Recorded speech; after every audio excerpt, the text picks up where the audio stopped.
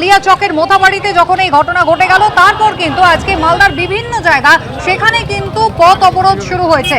একদিকে 12 নম্বর জাতীয় সড়ক তা কিন্তু সম্পূর্ণভাবে অবরুদ্ধ রয়েছে এবং আরো একাধিক জায়গা সেখানেও কিন্তু বিক্ষোভ দেখাচ্ছেন মালদার মানুষজন। ছবি আপনারা দেখতে পাচ্ছেন মঙ্গলবাড়ি, যেখানে গতকাল কালিয়াচকের ওই তাণ্ডবের ঘটনা ঘটে দিনভর এবং তারপরে আজ মঙ্গলবাড়িতে সেখানেও কিন্তু শুরু হয়েছে বিক্ষোভ, জাতীয় সড়ক অবরোধ করে। পার্থপ্রতিম ঘোষ আমাদের প্রতিনিধি রয়েছেন আমাদের সঙ্গে। পার্থ, কোন কোন জায়গায় আজ সকাল থেকে নতুন করে অশান্তি শুরু হলো?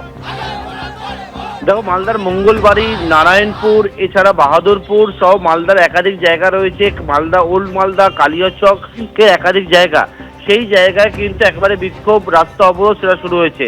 শুধুমাত্র যে স্থানীয় রাস্তা সেটা নয়, একেবারে জাতীয় সড়ক 12 নম্বর জাতীয় সড়ক, সেই 12 নম্বর জাতীয় সড়কও বিক্ষোভ শুরু করেছে। প্রচুর মানুষ সেখানে কিন্তু জমায়েত করেছে এবং জমায়েত করে তারা যে বিষয়টা সেটা হচ্ছে যে তাদের এসআইআর এই যে প্রক্রিয়া, সেই প্রক্রিয়া যাদের নাম বাদ গেছে, হাতে জাতীয় পতাকা নিয়ে বহু মানুষ তার রাস্তায় নেমেছে এবং রাস্তায় নেমে তাদের নাম কেন বাদ গেছে এসআইআরে এবং সেই নাম বাদ যাওয়ার প্রতিবাদে তারা বিক্ষোভ দেখাচ্ছে। গতকালকে দেখেছো যে একেবারে কালিয়াচক, সেখানে সকাল থেকে রাস্তা প্রথমে জমায়েত, অবরোধ এবং তারপরে রাত্রেবেলা তাণ্ডবের ছবি দেখতে পাওয়া যায়, রণক্ষেত্র হয়ে ওঠে এবং তার পরবর্তীকালে আজকে সকাল থেকেও কিন্তু একই ধরনের ছবি, একই ধরনের বিক্ষোভ আন্দোলন সেটা দেখতে পাওয়া যাচ্ছে। জাতীয় সড়ক অত্যন্ত গুরুত্বপূর্ণ রাস্তা, সেই রাস্তায় একের পর এক গাড়ি, সেই গাড়ি বন্ধ, যান চলাচল বন্ধ হয়ে গেছে। পরপর সারি দিয়ে বাস, ট্রাক সবটা দাঁড়িয়ে রয়েছে। যারা রাস্তায় বেরিয়েছে তারা চরম একটা সমস্যার মধ্যে পড়ছে। ঘটনাস্থলে এখনো পর্যন্ত কেন্দ্রীয় বাহিনী প্রচুর সংখ্যায় পুলিশ মোতায়েন থাকলেও কিন্তু অবরোধকারীরা তারা কিন্তু একবার রাস্তা অবরোধ করে তারা বিক্ষোভ প্রদর্শন করছেন এবং যে দাবিতে তার গতকালকে উত্তপ্ত হয়েছিল, রণক্ষেত্র হয়েছিল সকাল থেকে এবং সকালের যে আন্দোলন, সেই আন্দোলন রাতে তাণ্ডবের দৃশ্য দেখতে পাওয়া গেছিল, সেটা কিন্তু একেবারে আজকে সকাল থেকেও দেখতে পাওয়া যাচ্ছে আন্দোলন। এবং আন্দোলন করতে গিয়ে একেবারে যারা সাধারণ মানুষ রাস্তায় বেরিয়েছিল তাদের কিন্তু চরম সমস্যার মধ্যে পড়ছে।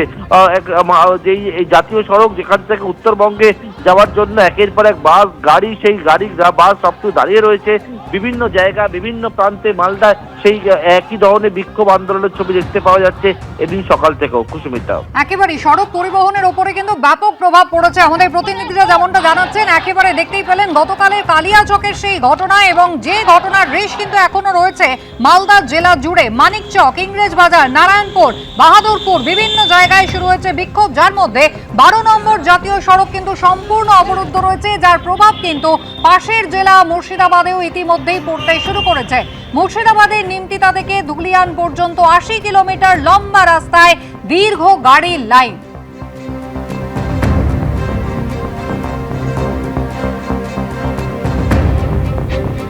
এসআইআরের জেরে নামের তালিকা বাঁধের প্রতিবাদে গতকালকে আমরা দেখেছিলাম যে কালিয়াচকের 2 নম্বর ব্লক অফিসে 7 জন বিচার বিভাগীয় আধিকারিককে আটকে রাখা হয় এবং সেই ঘটনার প্রতিবাদে স্থানীয় যারা রয়েছেন তারা কিন্তু 12 নম্বর জাতীয় সড়কও একই রকমভাবে অবরোধ করেন। সেই অবরোধ আজকে ভোর পর্যন্ত চলে।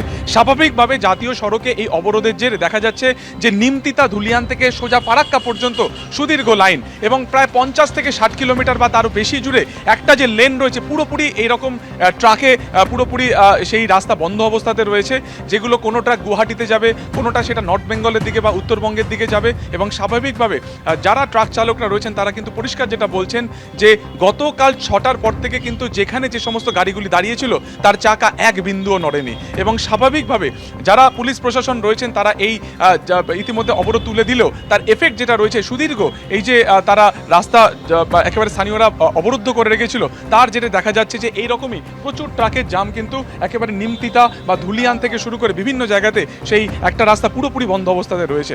শুধুমাত্র তাই নয়, আমি ক্যামেরা শ্যামল জানাকে দেখাতে বলবো একটি যে লেন পুরোপুরি বন্ধ অবস্থাতে রয়েছে এরকমই ট্রাকের জামে ছোট যে সমস্ত গাড়িগুলো রয়েছে, একেবারে নিত্য প্রয়োজনীয় যে সমস্ত গাড়িগুলি রয়েছে বা প্রাইভেট গাড়ি যেগুলো রয়েছে সেগুলো কিন্তু একটা নির্দিষ্ট লেন থেকে বিপজ্জনকভাবে সেটাও ফারাক্কার দিকে যাচ্ছে আর ফারাক্কা থেকে সেই গাড়িগুলো কিন্তু চলে যাচ্ছে সামনে মুর্শিদাবাদ বা বহরমপুরের দিকে। কখন এই যানজট একেবারে স্বাভাবিক হবে তার উত্তর কিন্তু প্রশাসনের কাছেও নেই। ক্যামেরা শ্যামল জানার সঙ্গে সুকান্ত মুখোপাধ্যায়, এবিপি আনন্দ। দীর্ঘ একটা যানজট ইতিমধ্যেই আপনারা দেখতে পেলেন। এসআইআর এ নাম বাদ যাচ্ছে, তারই প্রতিবাদে কিন্তু স্থানীয় মানুষজন বিক্ষোভ দেখাচ্ছেন। বিভিন্ন জেলায় কিন্তু সেই ছবি আমরা আপনাদের দেখিয়েছি, যেখানে কোথাও রাস্তা অবরোধ করে আগুন জ্বালিয়ে বিক্ষোভ দেখাচ্ছেন সাধারণ মানুষজন। কিন্তু গতকাল একেবারে রণক্ষেত্রের চেহারা নিয়েছিল মালদা, যেখানে কালিয়াচকের মোথাবাড়িতে একেবারে বিডিও অফিসের মধ্যে জুডিশিয়াল অফিসার যারা তাদেরকে আটকে রাখা হয়, 7 জন জুডিশিয়াল অফিসার তাদেরকে আটকে রাখা হয় ঘন্টার পর ঘন্টা, এবং রাত্রে তাদের যখন কেন্দ্র বাহিনী বের করতে আসে তখনও বাধার মুখে পড়তে হয় তাদের স্থানীয় বাসিন্দাদের, এমনটাই অভিযোগ। আর সেই ঘটনার জের কিন্তু এখনো রয়েছে। 12 নম্বর জাতীয় সড়ক অবরুদ্ধ রয়েছে, এলাকার মানুষজন তারা বন্ধ করে রেখেছেন। তাছাড়াও মালদায় জায়গায় জায়গায় চলছে বিক্ষোভ, পথ অবরোধ, যার জেরে মুর্শিদাবাদে দেখতেই পাচ্ছেন সার দিয়ে কিন্তু ট্রাক দাঁড়িয়ে রয়েছে হাইওয়ের উপর। तीन दिन इधर ही हो गया, पार्टी वाला फोन पे फोन कर रहा है, भैया कब तक आइएगा, कब तक आइएगा। क्या बोल रहा है, कब तक उठेगा, कब जाओ? कुछ नहीं, पुलिस क्या बोलेगा, कुछ भी नहीं बोला ही नहीं, कुछ भी पता नहीं, कोई बताया नहीं इसने आगे क्या है। तो कहना बहुत लंबा जाम है कहने आगे। फरक्का तो अभी यहाँ से भी 50-60 किलोमीटर आगे है, आगे से भी तो जाम पूरा है। हाँ जाम है आगे भी। कब जाओगे कुछ पता है? पता नहीं है, 2 दिन हो गया कहने जाम लगते को, 2 दिन से लग रहा है कहने।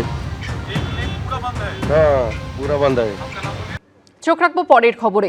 900রও বেশি অত্যাবশ্যকীয় ওষুধের ফর্মুলেশনে মূল্যবৃদ্ধির অনুমোদন দিল ন্যাশনাল ফার্মাসিউটিক্যাল প্রাইজিং অথরিটি। বিক্রেতা এবং প্রস্তুতকারী সংস্থা সূত্রে খবর, এনপিপি এর এই সিদ্ধান্তে দাম বাড়তে চলেছে ডায়াবেটিস, উচ্চ রক্তচাপের চিকিৎসায় ব্যবহৃত ওষুধের। নিত্য প্রয়োজনীয় জিনিস, রান্নার গ্যাসের পর সাধারণ মানুষের ঘাড়ে মূল্যবৃদ্ধির বোঝা আরও বাড়ল।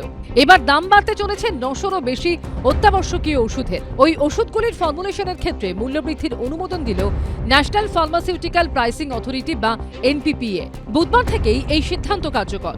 চলতি আর্থিক বছরে যে ওষুধগুলো এনপিপিএ দ্বারা নিয়ন্ত্রিত ছিল সেগুলো বৃদ্ধি করার অনুমতি দিয়েছে। ফলে চিকিৎসক এবং ওষুধ বিক্রেতারা অনুমান করছেন এবং আশঙ্কা করছেন প্রায় 900 রকমের ওষুধের দাম বাড়তে চলেছে খুব শীঘ্রই। বুধবার এনপিপিএ জানিয়েছে, পাইকারি মূল্যসূচকে পরিবর্তনের ভিত্তিতে নির্মাতারা জাতীয় অত্যাবশ্যকীয় ওষুধের তালিকায় অন্তর্ভুক্ত নির্ধারিত ওষুধগুলোর দাম 0.64% পর্যন্ত বৃদ্ধি করতে পারবেন। কেন্দ্রীয় সরকার মানুষকে বিভ্রান্ত করেছিল যে জিএসটি তুলে দিয়ে তারা নাকি ওষুধের দাম কমাবে।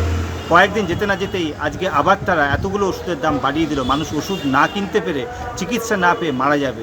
এর বিরুদ্ধে মেডিকেল সার্ভিস সেন্টার সর্বস্তরের শুভবুদ্ধি সম্পন্ন মানুষকে ঐক্যবদ্ধ হয়ে আন্দোলন করবার জন্য আহ্বান জানাচ্ছে।